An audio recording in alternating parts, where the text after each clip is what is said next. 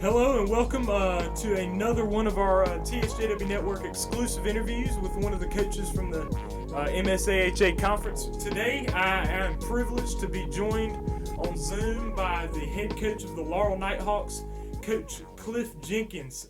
Coach, thank you for joining us today for sure. Yeah, absolutely. Thank you for having me, Trellis.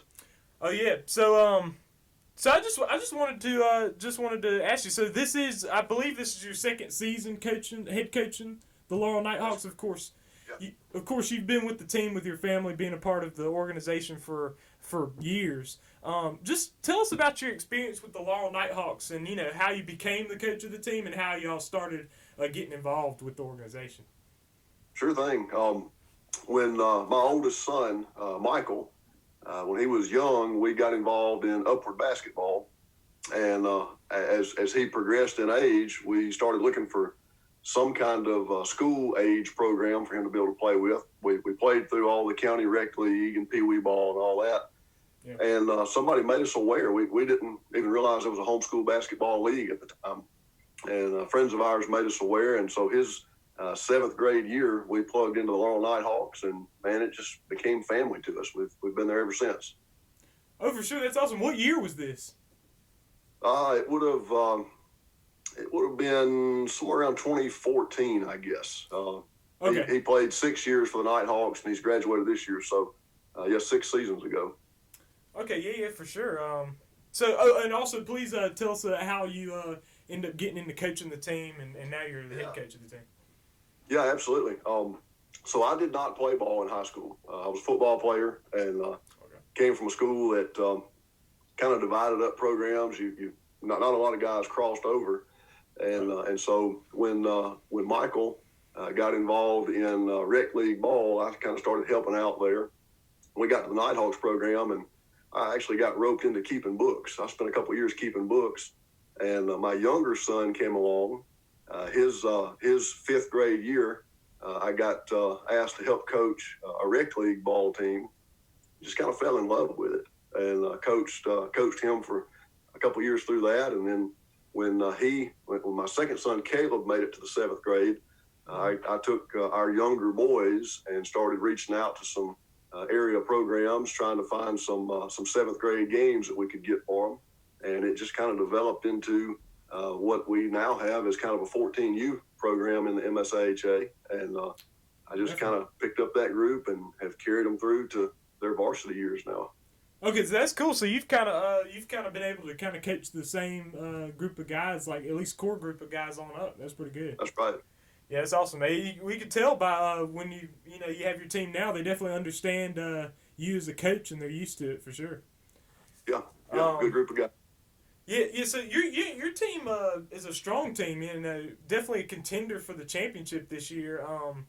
As you guys are currently in the number 2 slot right there, between number 1 PCA, number 3 Jackson Victors. What are you guys focusing on heading into the end of this regular season and into like playoffs tournament season? Yeah. So like you and I talked the other night in post game, this year has really been a growing year. 5 guys who have played together but never in a varsity role, and so we've plugged in 5 varsity starters this year who have not been varsity starters previously. They've kind of had to find themselves along the way, find their groove, and kind of gel together. But we feel like as the end of the season approaches, we feel like we're really peaking right now. So, we're really just focusing on taking the core of what we do and just trying to polish it and push it to the next level as we close out these last few games. Yeah, and you mentioned how your team doesn't have necessarily the experience on the varsity level, but your team. That group of guys, I think that's a very similar group of guys that won the back-to-back 16U championships in 2018, 2019. That's right. So they definitely have this. They definitely have some championship experience, even though it hasn't been quite on the varsity level. But yeah, so now your team is a very balanced team. You have shooters, you've got big guys, you've got defenders, and so you have a team that has a complete game with a versatile set of strengths. So what's like a weakness of your team that you really want to get strong, or something like that? Not trying to scout your team out or anything, but just Absolutely. just Absolutely. what's something that you're just trying to get right for a Yeah. playoff. Yeah, you're gonna wait and post this on the 14th of February, right? I know. I don't need anything that's too much of a giveaway. No, we know what our biggest weaknesses are, and not afraid to point them out. We have an aggressive group of guys. They're very fast paced. They want to run pressure. They want to double on defense. Sometimes they want to triple on defense. And man, a lot of times we just kind of lose our presence on the floor. We get a little heavy to one side, or we get too much attention. We overplay, and a lot of times we leave shooters open that shouldn't be, or we leave backside help, and we get burned there a lot of times. So that's a weakness that we're really these next couple of weeks really drilling down on. Yeah, and yeah, for sure, but.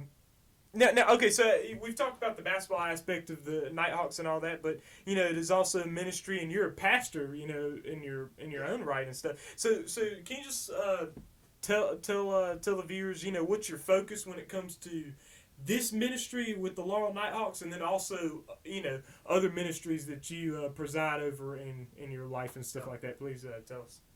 Yeah, absolutely. So as far as ministry goes with the Nighthawks program.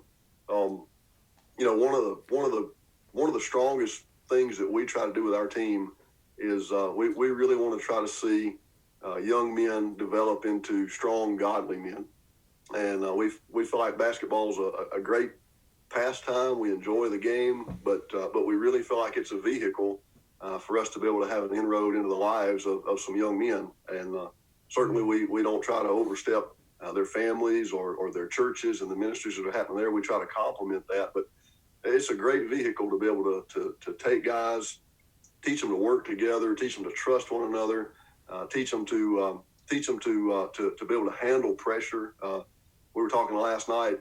You take guys and you put them under the kind of pressure that we put them under, trying to play at a high level and trying to push toward championships and that kind of stuff. And man, eventually there's going to be a character break somewhere. You're going to find a flaw, and that becomes a teachable moment, an opportunity to teach forgiveness or restoration or whatever the case may be. And so we really try to focus heavily with our guys with a balance between basketball and athletics, but also spirituality, Christian living, and just really trying to teach them how to be men who can go out and live their faith out regardless of the adversity or the opportunity they have. And then within my own personal ministry, I guess that kind of carries over into this because every pastor, it seems, kind of has a niche. Some guys are heavy toward prophecy. Some guys are heavy toward evangelism. My ministry's always been real heavy. Always been real heavy toward family issues, counseling, personal growth, those kind of things. And so that just really kind of blends real well right into what we're doing here. Yeah, for sure, and thank you for telling us about that, because it's been a very important thing, and we could tell with the Laurel Knighthawks that they definitely have they're definitely trying to the leadership is definitely trying to focus on the Lord and focus on ministering to the young people for sure. So so your next game is on the road, of course, against my Muddy River Counselors, of course. I'm a little biased when it comes to there, but you're going to be heading over there to take them on Monday and stuff like that. Now you guys were able to beat them pretty good last time, of course. Now this time it's on the road, so it's a little different. It's always different when you go on the road and stuff. What's your game plan, and what are you trying to? You mentioned stuff that you want to fix for the tournament. What are you trying to focus on to get tight when you take on the Counselors on Monday? So the two things that we're focusing on right now is going to be without a doubt team play, not one-on-one individual kind of stuff, but heavily geared toward team play. We want to slow things down a little bit. We want to focus on our offense and the way we execute it. and then just pounding defensive teaching right now. Just really working on trying to focus that in. Yeah, for sure. And I'm sure you going back to the ministry part of it. You were mentioning how through these tough times, you're talking about the character moments and the teaching moments and stuff. I know that your team has been in a lot of close situations. Like Yes. all your conference losses are like really close, and they were to PCA and to Jackson, like a lot of them within 1 point and things of that nature. So, how are your guys? What are you telling your guys next time you get into a situation like that where it's a close game and you're at the end and stuff? You think your team has been able to build up the experience necessary to be able to get it done there at the end? Man, I think so. You watched. I don't know if you watched our Jackson game last night. We with about 2 minutes left in the game, we were down by a few points, and we started our in-game strategy and started getting back into the game. We ended up with 4 seconds left, tying the game 49-49, and just felt good about where we were headed. We were trying to push for an overtime, and just had one of those high pressure mistakes, and that ended up in the end being one of the mistakes throughout the game that kind of cost us a big win last night. Yeah. But we talked afterwards about the fact that, hey, all these games that we're playing, whatever happens, you don't give up, you don't lose heart, because a 1 point game or a one shot game it is really not a significant loss. It's a well balanced game, and there's every opportunity to come right back and flip those tables the next game. So you always go into it 100% believing that you're going to win that game. Yeah, for sure. Especially when you're talking about the regular season too, because these are the top 3 teams with you guys and PCA and Jackson. So if you flip it and you're on the other side, that's in the tournament. That's you just kind of get a win and you move on. It doesn't matter what the score was. Doesn't matter if you lost twice in the season too. But yeah, thank you for joining us for this interview. That's all my questions for today. But thank you very much for joining us, Coach. Hey, thank you for having me, man. Appreciate everything you're doing for the conference, and we look forward to seeing y'all Monday. Oh yeah, look forward to seeing you Monday for sure. And thank you, viewers, for joining us today. Please go ahead and subscribe to this TSJW Network YouTube channel, and also check out our website, tsjwnetwork.net, where you can find articles, game scores, schedules, standings, and all of the like. So thank you for joining us, and we're out.